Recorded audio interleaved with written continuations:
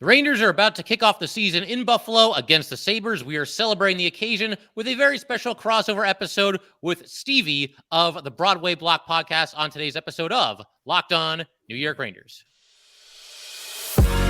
You're Locked On the New York Rangers, your daily podcast on the New York Rangers. Part of the Locked On Podcast Network, your team every day.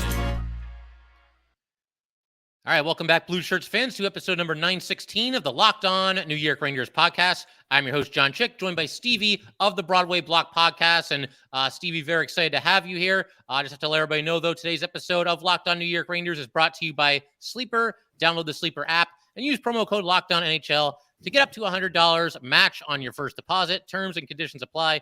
See Sleeper's terms of use for details. And Stevie, we were talking a little bit off air there, and obviously very exciting times here. Rangers about to start the season, and for point of reference, anybody listening, it's Tuesday night as we're recording this, so a couple games underway already. Rangers start on Thursday, but man, I mean, for me, and you can weigh in on this too, Stevie, anytime like I have a team that, you know, the season kind of ends in disappointing fashion, which obviously it did for the Rangers, kind of just makes me look forward to the next season that much more. So, you know, I'll put it to you. Is that true of you as well? And what are you most looking forward to this season with the Rangers? Well, I feel like as fans, obviously, huge distinction between professional athletes and, you know, the separation between what happened last year and now. I'm still obviously fuming. You know, there's a lot of fans that have processed it their own way. I want to get it back, and I feel like that longer offseason just kind of made it a little bit more bitter. I know that that's probably the same for a lot of the fans. Where we finished the year before, we were just chatting on the last episode about how there just felt like a heightened sense of expectations from the fan base onto the team. And now it feels like a lot of things have shifted that way. I feel like this is the broadest my expectations have been ever. Where a lot of years I felt that we're like a shoe-in playoff team, or that we're, you know, a maybe wild card team. I feel like this team could finish anywhere from 5th to 1st place, and it wouldn't surprise me in the Metro. Yeah. So I'm really excited to get the season underway. A lot can be made of the preseason not going that well, you know, so there's a lot there, or nothing, you know. Hopefully we kind of just rebound after that, and kind of to come full circle that we have a short memory when it comes to the preseason, but a long memory when it comes to the playoffs, because I don't want to be in that kind of spot. And who knows? There's a lot of pressure, I feel like, for Peter to come in and make a huge difference in this team right now. Yeah, for sure. And that was actually going to be my next question. Definitely want to ask you a little bit about Peter Laviolette here. Obviously, you know, last season ends in disappointing fashion, and seems like there's a growing rift between Gerard Gallant and Chris Drury. And I don't know, once that Devils series ended, it just kind of had that ominous feeling that Gallant wasn't going to be back. And, you know, I'll forever be appreciative of what Gallant did, because at the very least, he got this team pointed in the right direction, took a rebuilding team to the Eastern Conference Final. But it just felt like a change was kind of inevitable. And, you know, you're looking at the different head coaching candidates, everybody who's out there. Peter Laviolette, to me, always felt like kind of the most likely candidate, and maybe even in some ways the safe choice. But I still think it was a good choice. What were your thoughts when they were looking for a coach? You know, were you big on Laviolette, or, you know, how did you feel there? And how did you feel once they said that he was going to be the guy? Yeah, I mean, kind of like what you said, it's the safe choice. It's the obvious choice. There's not a whole lot of names available. I didn't really feed too much into a lot of the other names that were out there. But it's kind of, you know, anything could happen in Rangers world until the official announcement. I kind of tend to tread lightly these days with what goes around Twitter and things like that. But it seems like it's going to be a good fit. It seems like the team needed to be held accountable in certain aspects, and I trust that will happen. I like the look of some of the lines that have come out lately, and to kind of segue into the Cuylle thing, I think that maybe a change was needed, where maybe we didn't expect him to be the guy to make the team out of camp. I think a lot of people expected Othman to make the team out of camp. So maybe something was seen, and who knows what this is one of like the rippled effect decisions that we've already seen. It's kind of crazy that the season isn't even underway and we can start to begin to judge Laviolette's tenure as a Rangers coach. And to what you said, you know, about Gallant, there hasn't been a lot of coaches I think it's 3 coaches to bring us to back-to-back 100-point seasons. So, I mean, we did accomplish a lot with him as our coach. But the lines coming out just as of recently this morning look fantastic to me. So we'll see. I'm really excited to see a guy like Heedle step up into that second line center role, which I felt like would be an inevitability. But it's starting out of the gate like that, so that would be a really, really cool thing to see how those things shake out. Yeah, those lines today were interesting. It almost feels like, I mean, I'm sure Laviolette's not doing this. He's going to do things his way and he's going to make his own decisions. But, looking at those lines with Kako on the top line and Heedle centering the second line, and I think Lafreniere was on the right wing today on the Panarin line, the second line. It almost feels like he's playing to the crowd a little bit because this is what everybody wants. Everybody wants to see the kids, play with some of the established stars on the Rangers and get bigger roles and more ice time, more power play time, the whole 9 yards. With all that said, and you touched on this a minute ago as well, but a little bit of a rough preseason for the Rangers. They go 1-5, and it's the preseason, so we can debate, how much that matters. And I feel like once the regular season starts, nobody's even going to think about the preseason anymore. But was there anything like in the 6-game stretch there that you didn't like? Anything that gives you like any cause for concern, or just any thoughts on the preseason in general? Well, it certainly felt like we seemed to be taking it easy. It certainly felt like there was a lack of pace. And this is just from like eye test as a fan. I've played the game. So it felt to me like there was this concern to do something wrong, which maybe is learning a new system, but things felt like it wasn't an NHL pace. And things also tend to go wrong when that happens. I feel like that's when you're injury prone, is when you're trying to, not skate too close to the boards, and then you have a bigger gap and you end up doing something that you wouldn't have done. And it's weird to me that in each game, I kind of knew we were going to lose all the games that we did. There were some cool moments, like, don't get me wrong. It's cool to see some of the additions get goals, like Pitlick and Wheeler and Cooley and all those things, obviously. But there wasn't a lot of things. And for like Cooley to be the leading scorer in the preseason, like, that kind of shows you, like, if you missed it, folks, save your nights off for the real deal. But who knows what effect not having a little bit of success out of the gate. I would imagine that the locker room in New Jersey, for example, is likely more awake, and ready to start the year. And that's probably the only thing that it makes a difference for. And they have a good group of guys in there that are obviously gelling. And I compare them to the Rangers right now because they kind of are in a similar position to where we were last season. So, how we start the year, I think, is going to be hugely impactful. We came out of the gate slow and sluggish last year, and we finally, found our footing. So I won't even really put too much stock into the first 10 games. But yeah, if we go 8-2, nobody's going to remember the preseason ever happened. So yeah, like I kind of use that as an example on a recent episode. I said, okay, anybody who's like completely freaking out about, at the time, I think they were only like 1-2, 1-3. And I said something like, anybody freaking out about the Ranger preseason record, tell me off the top of your head, what was their record in the preseason last year? And I have no idea. I feel like they might've been below 500, but Steve, can you remember that? Cause I certainly can't. Their final record.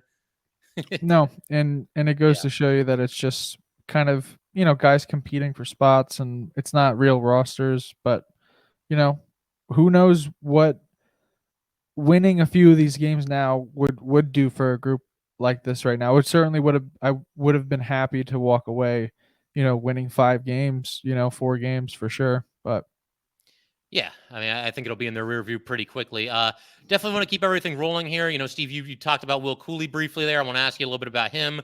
Adam Fox being named the 20th alternate captain on this team, so we can talk a little bit about that too.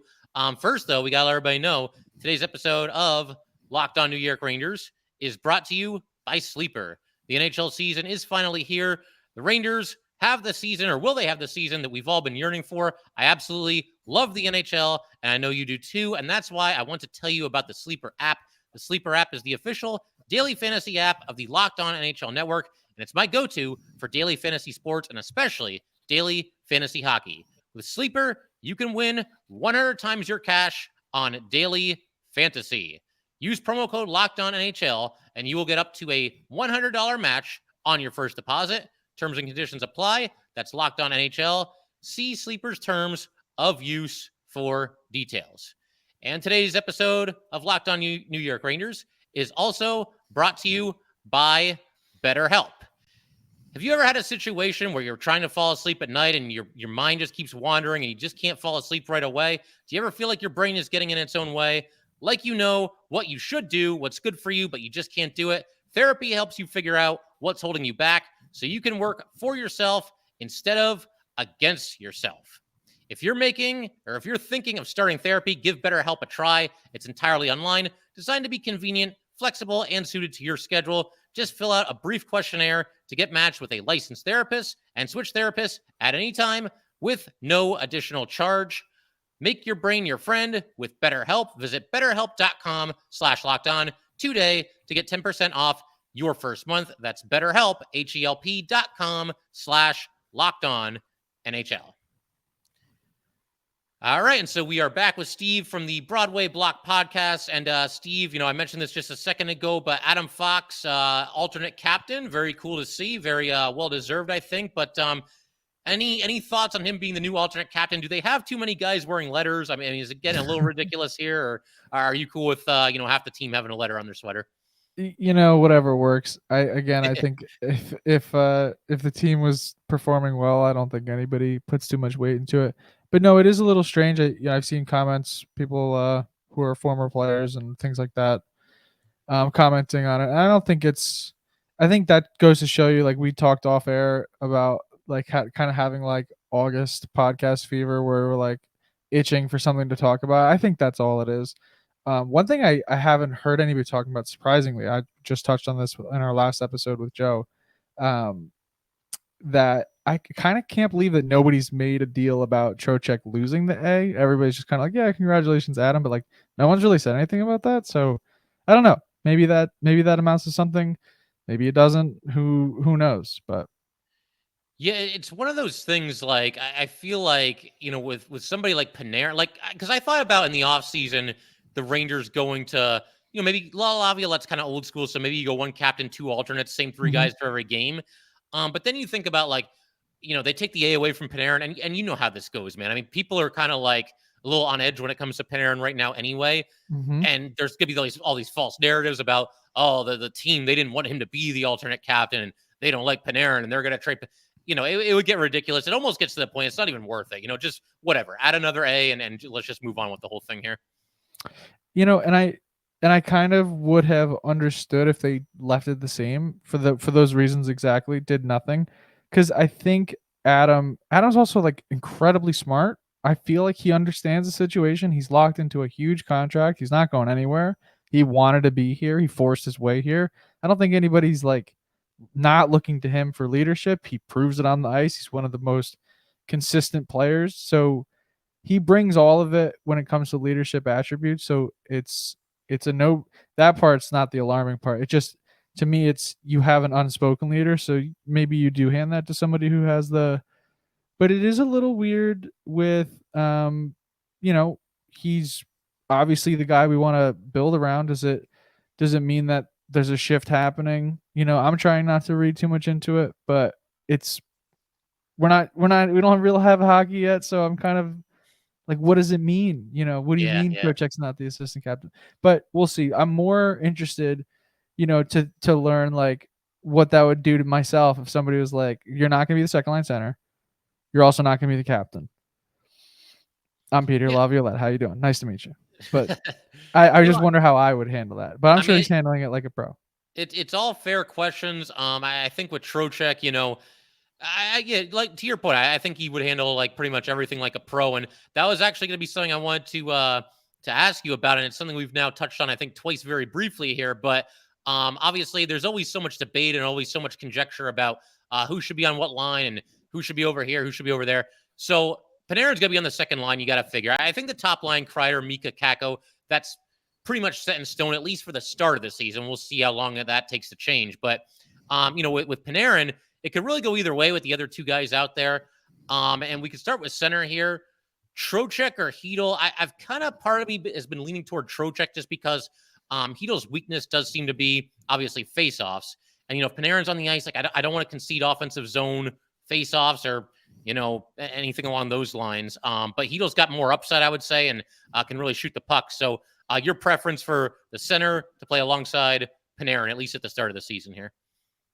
Well, Trocheck certainly filled the gap that was left by Strome, but I do feel, slightly to your point, that the higher offside, the higher upside lies in Hedel's game, in that he has the speed, he has the shoot first thought, he's very streaky, and I feel like Panarin is so elusive with the way that he can set up plays that he can give Hedel more cracks at bat than he's used to having. Hedel always has to kind of like capitalize on those chances, and he's always going towards the net. So I feel like those two will complement each other extremely well.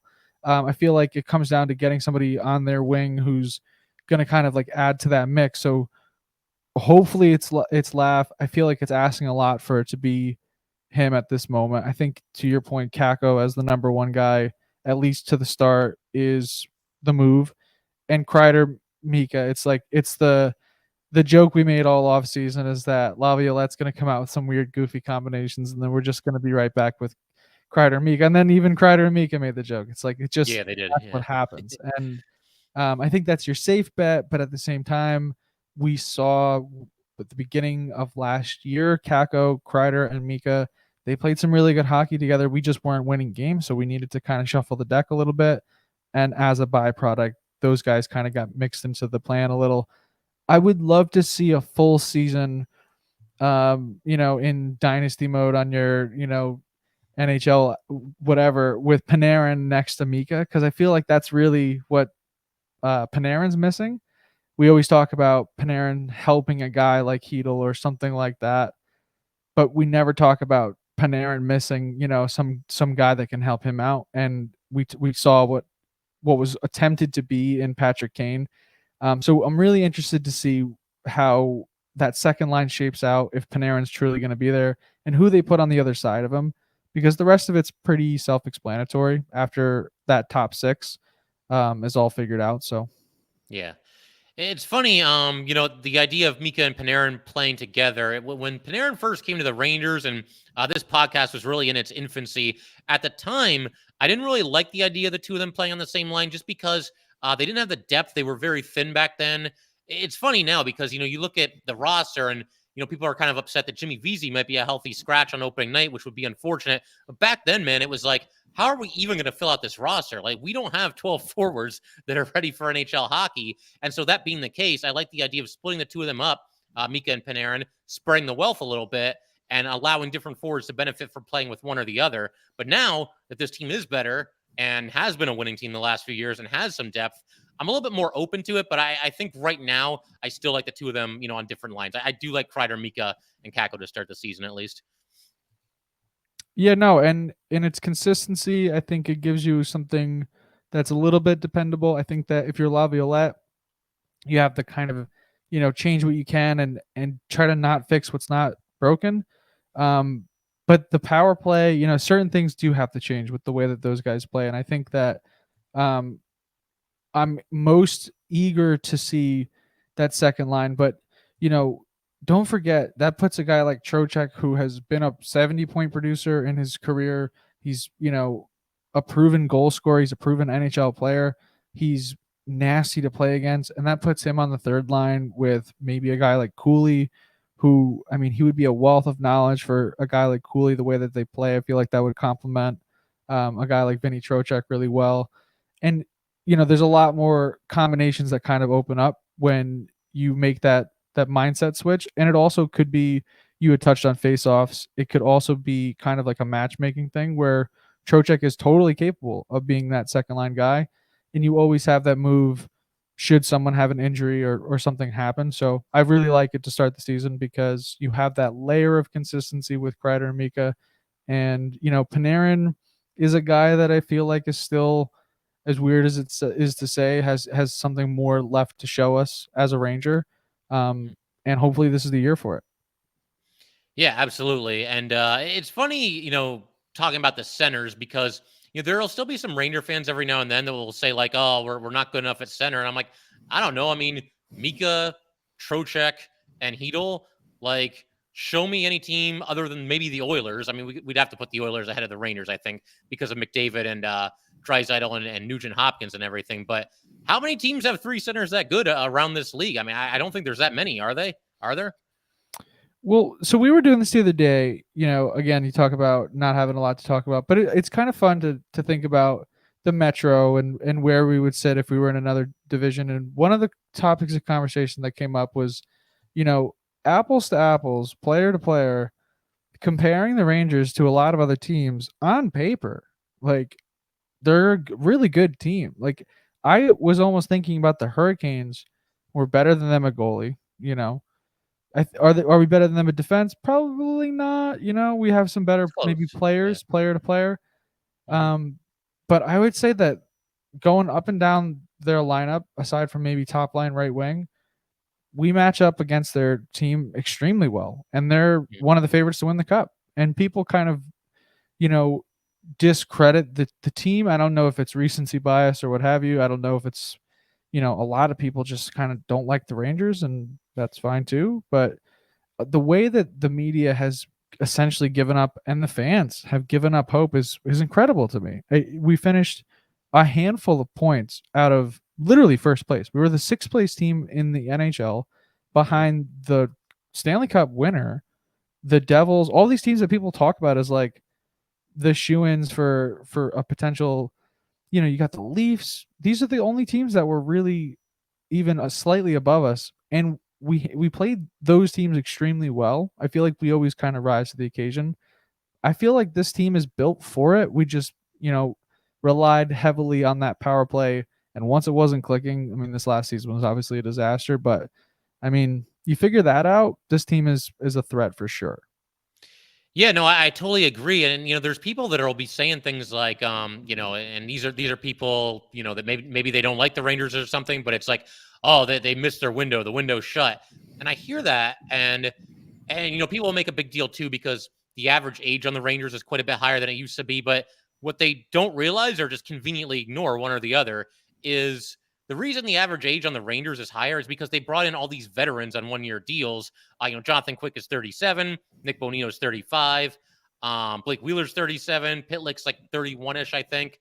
The core of this team, the players, the big-time like star players on this team, nobody's older than 32. So, I mean, I feel like at a bare minimum, this core group of players is going to get, certainly this year and probably next year, maybe even one more year after that to win a championship and win the whole thing for this team. And I'm glad it sounds like you kind of agree with that, right?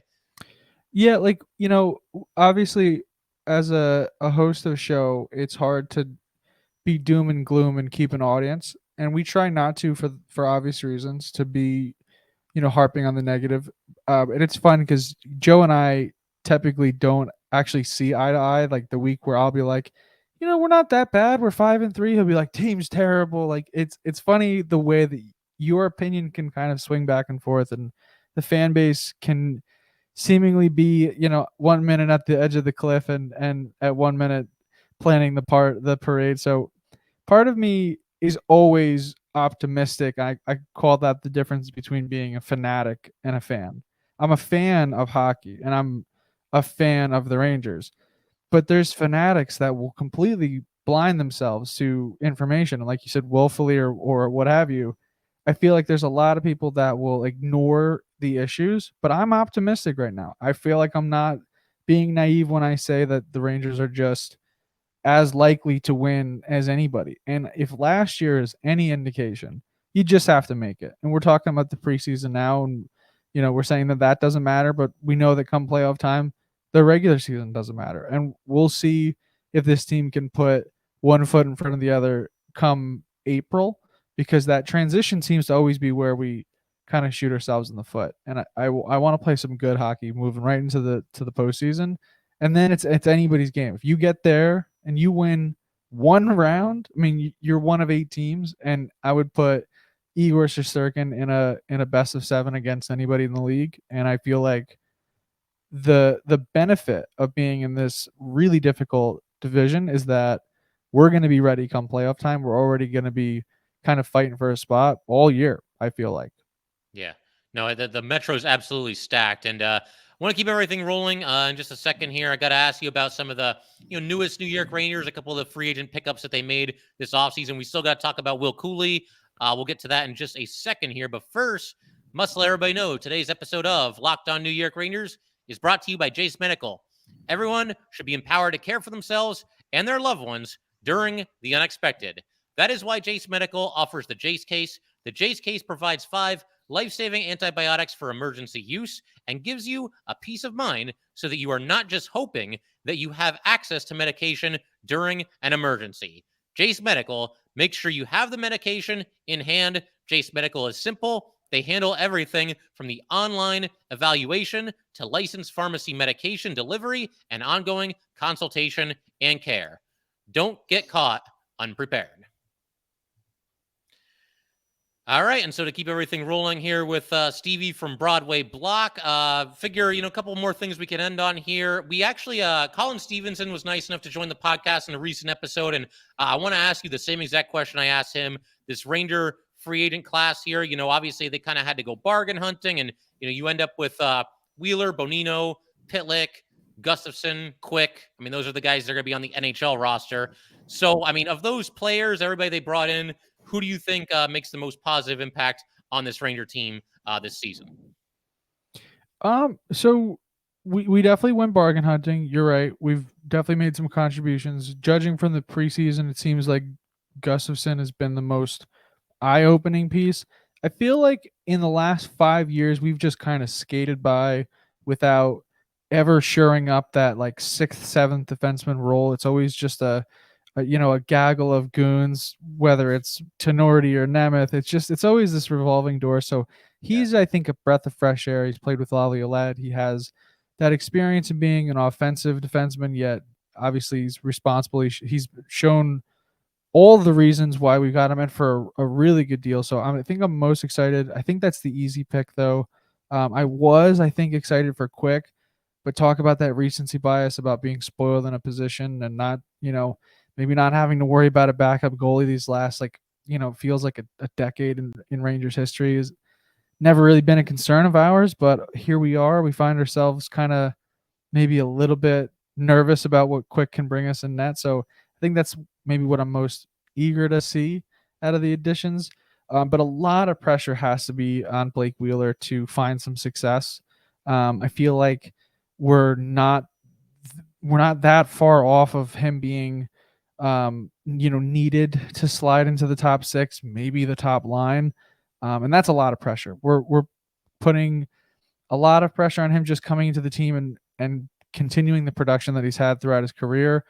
But there's also a not so unrealistic scenario where he is asked to do that. So I think that he's in a position to really impress some people. And I think that out of the preseason, sure, it might go to Gustafsson, but we could be looking at a 55, 60 point season for Wheeler, and that wouldn't surprise me. We could be looking at a 30 to 40 point season for Wheeler, and the fan base would be furious, but be mindful of, the fact that he's making $800K. So it's really not the end of the day, but yeah, that's what kind of put the Wheeler move over the top for me is what you just mentioned there. The fact that they could get him for just $25K over the league minimum. And I know some people think like, he's older. He's not the player he used to be. I mean, yeah, that's true. But I mean, show me a better option out there for $800K that, you're going to plug into your middle 6 at the right wing. I don't think that player exists. And, the fact that he took less from the Rangers than he could have gotten, you have to think on the open market somewhere else. Obviously, he wants to be here. And I mean, for me, he gets points for that too. Clearly, this is where he wanted to be. Takes a little bit less. I know he's getting some buyout money from the Jets and everything, and has made a ton of money in his career. But nevertheless, a lot of these guys sign with the highest bidders. Blake Wheeler didn't do that. He gave the Rangers a break, and here he is. And I think he could play a big role for this team. Yeah, like we touched on the pressure, but he brings a lot more than just the points. And being a captain, he has the relationship with Trouba. I feel like we mentioned a little bit just about all the leadership that's in the room, but you also mentioned something that I thought was funny, that everybody critiques the Rangers for getting older. They signed a guy like Wheeler, but don't forget we haven't signed traded anybody that's young in the last 5 years. Everybody's just kind of stayed on the team and gotten older. So I mean, there's a lot of veteran presence, but there's also a lot to be learned, I think, in that room. And guys like Wheeler bring a wealth of experience. My only one worry is that he's going to kind of fit the Rangers narrative of just he is a pass first guy, so it's a very Rangers signing. Yes.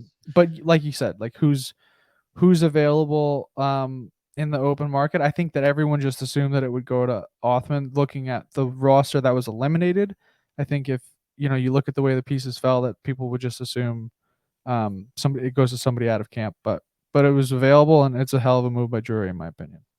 Yeah, for sure. One other player, he's actually not on the Rangers right now. He's not on any team right now, but Patrick Kane, obviously, there's a term I use on the show where I'll talk about polarizing Rangers. I think Jacob Trouba kind of fits that description. Some people, love the old school hard-nosed play. Other people don't get why he's making $8 million or $8.5 million, whatever it is, per season. I think Ryan Strome, when he was here, very polarizing Ranger. Patrick Kane, man, before he ever even played a game for the Ranger, might be the most polarizing New York Ranger as far as the fan base is concerned that I've seen, at least since this podcast has started. So, he's still out there. We don't know where he's going to go. Could he come back to the Rangers? It's at least possible. But what were your thoughts on Kane last year? And if he was willing to come back at what would have to be something of a discount, I would think. Are you open to it?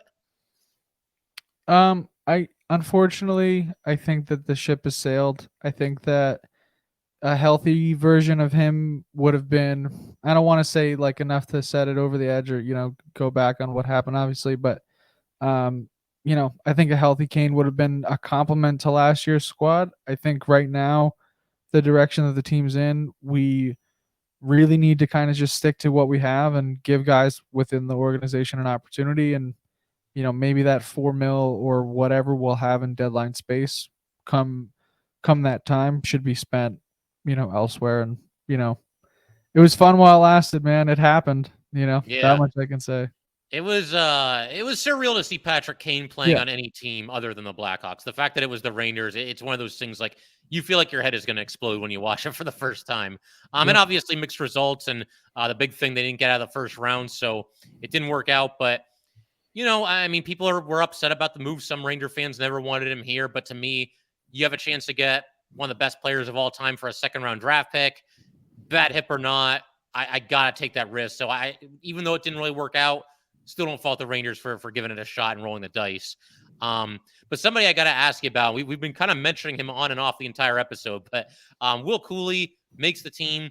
Coming into training camp, obviously he was gonna have a shot, but if you would ask me straight up, like, do I think Cuylle will make this team? I would have said probably not. He'll start with the Wolfpack and come up in due time. But he had a great training camp, looked good in the preseason, playing some physical hockey, scoring a couple of goals. So, Will Cuylle, man, how excited are you that he's here? And do you think this is the way to go to have him start with the Rangers to start the season? Look, man, I think that that's the coolest thing that can happen. All puns aside, I think that what you want is a guy that shows up and makes just such an effort, and you can tell by the goals he scored weren't pretty, man. I posted them. They didn't get a whole lot of likes. They were really hard-nosed plays, and I think the underlying narrative of the Rangers need to get tougher, the Rangers need to get grittier, the answer was right there the whole time, is that we need players that need to be here. And I don't want to create a narrative that isn't there, but some of our picks have kind of just been a shoe-in to make the roster. There's a guy who really wasn't. And it's just as unfair, I talked about this on this week's episode as well, to categorize a guy like Cuylle as, having this certain ceiling. As unfair as it is to do that, as it is to think that Lafreniere is just going to hit the ground and score 80 points his rookie year, and the same with Bedard. It's who knows what's going to happen with these guys. And for a guy to force his way into a roster gives me every more inkling to believe that he's going to continue to do that in his professional career with the better nutrition and all the things that come along with being a professional athlete at the highest level in the best league possible. So that just excites me left and right, because I can teach you how to pass, and you want to learn to ski, man. Like I can teach you whatever, but you have to want to do it. And that's what it comes down to. So I'm so excited that gets into the locker room, because once that becomes a competition, boy, like that is the coolest thing to happen to this team, is Will Cuylle forcing his way. Because who knows, man, that's got to make Othman has to feel like, I go back to the Wolfpack and I score 60 goals before December. Like, you know what I mean? And I want that to happen within the whole organization. I think we're going to see Othman at some point. And, at first glance, you look at the roster right now, and it doesn't really look like there's space for him. But, I talked about this not too long ago, too. Look at the Ranger roster at the start of last season. I mean, Ryan Reeves was on the roster. Dryden Hunt was on the roster. Ryan Carpenter was on the roster. Libor Hayek was on the roster. A lot of guys, kind of coming and going throughout the entire season. So, if you play well enough, and I mean, Othman being a top prospect, that can only help his cause. He'll eventually force his way. And one thing that I do like about the Rangers is, they will allow their young players, their young draft picks, to beat their timetable, so to speak, if they earn that right. Keandre Miller, I think, is another recent great example of that. 3 years in the league, but his first year, I mean, what was he, like 20 years old, and wasn't expected to make the team, but he played great and he never looked back. And I think Braden Schneider is another good example where, a year and a half ago, he gets called up, and same thing, never looks back. He just takes the bull by the horns and stakes his claim. And hopefully Will Cuylle can do the same thing right now. And hopefully Brian Othman can do it, a little bit down the road here, however long that it takes. Do you expect to see Brian Othman in due time this season, though?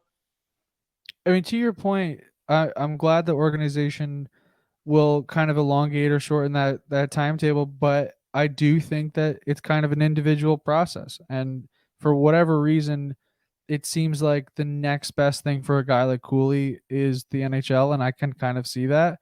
And Othman has some finesse to his game that, if he can kind of dial in as well and just be sharp and be ready, I think that he'll be NHL ready. But part of me feels, as weird as it is to say, that maybe him bullying the next level of competition would do even more for his level of confidence, because he's a guy, the way that he plays the game, that you want him playing with confidence, if that makes sense. The way that he looks to impact the game. And if he's not shooting and passing well, he's making it interesting in the corners. That's what I love about Othman's game is, I taught for many seasons, teaching sports, and one of the things you do is you try to give somebody something they don't do. I mean, you can't look at Othman's game and tell me something that he doesn't do or attempt to do within the hockey game, and I love that about him. So for me, it comes down to, maybe you go down to the AHL and you score a couple and you're ready, because we've seen it over the years, inevitability, that someone's going to get hurt and someone's going to need to be called up. Just be ready when your name's called. Yeah, for sure. And it's a little bit different with Cuylle and Othman, too. I know some people really wanted Othman, and, maybe long-term he has a little bit more upside than Cuylle, although, they both could be great players. We'll see how it goes. But with Othman, I mean, he's only played in the OHL. Will Cuylle last year with the Hartford Wolfpack, and then, even 4 games with the Rangers. And I know that, everybody's excited about Othman. He's put up the video game numbers in the OHL, but to go right from the OHL to the NHL, that's quite the jump. And players that have done that, we've seen kind of mixed results. So I'd rather Othman spend a little more time than is completely necessary with the Wolfpack than the opposite of that. Have him just completely skip the Wolfpack and come to the NHL, and the game's moving a million miles an hour on him, if that makes sense. Oh, it makes perfect sense. And that's a huge factor, because I think our collective, I'm speaking for you on this, so you can tell me if I'm right or wrong here, but I think our collective willingness for you to take longer has, because we've been scorned as Rangers fans, that we've players and we've seen what happens. So you want to take longer? Great. I manage a company, and somebody said to me the other day, I don't know if I feel ready for my first day. I was like, that's fantastic. You want to get paid for another week of training? They're like, yeah. I was like, perfect. Everybody wins. Like, you were we get to teach you more stuff. It's amazing. Yeah. Well, I mean, you got to appreciate that kind of honesty. And I'm sure Brian Othman would love to be in the NHL right now. He would have loved to have made the team, but hopefully he sees kind of the silver lining here is, he's going to play in lower pressure games with the Wolfpack and just continue to hone his craft and do what he does and be ready when the Rangers make the call. Stevie, hey man, there's a ton of fun. Always good time doing these crossovers with you and Joey. But I do want to end today's episode by asking you. Obviously, the Rangers are about to play the Sabres, about to kick off the season. Very exciting. Any predictions for that game?